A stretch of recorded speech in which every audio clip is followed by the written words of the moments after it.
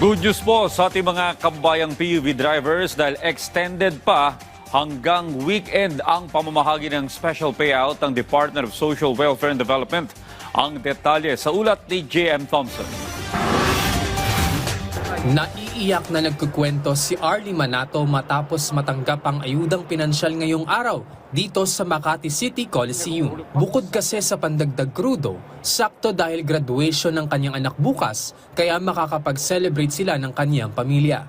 At higit sa lahat, tulong sa kanyang tatay na may cancer. Malaking tulong aniya ang ayudang kanyang nakuha at ang rollback. Sana madagdagan pa yung rollback para malaki-laki naman po ma-take home namin. May diskarte rin si Arlie at ang kanyang mga tropa sa pagkuha ng ayuda dito sa Makati City. Isang sasakyan na lang ang ginamit namin para medyo tipid sa gas. Isa lang si Arlie sa mga maagang pumila dito sa Makati Coliseum mula sa iba't ibang lungsod para kumuha ng ayudang pinansyal. Isa ang Makati City sa 4 na malalaking payout sites ngayong araw, kabilang ang Caloocan City, Quezon City at Taguig City para sa special payout sa mga TNVS drivers sa loob ng Metro Manila.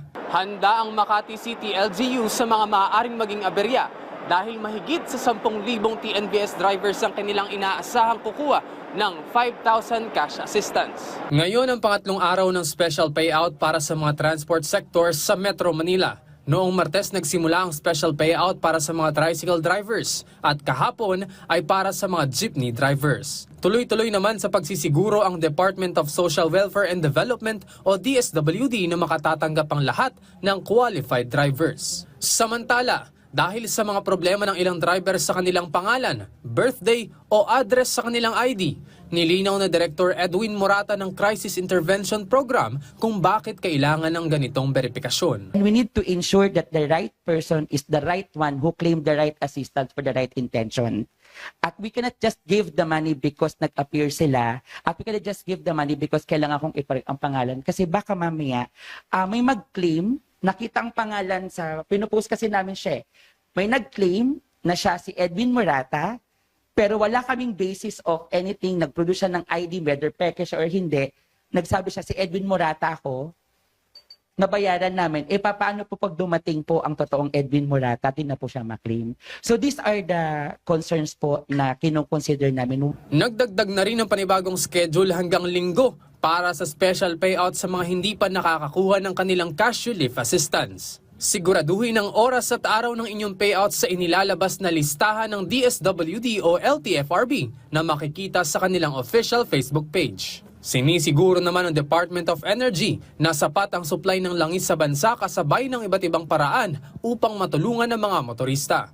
Kaugnay rito, sinisimula na ang 10 pisong diskwento sa ilang gasolinahan sa loob ng Metro Manila.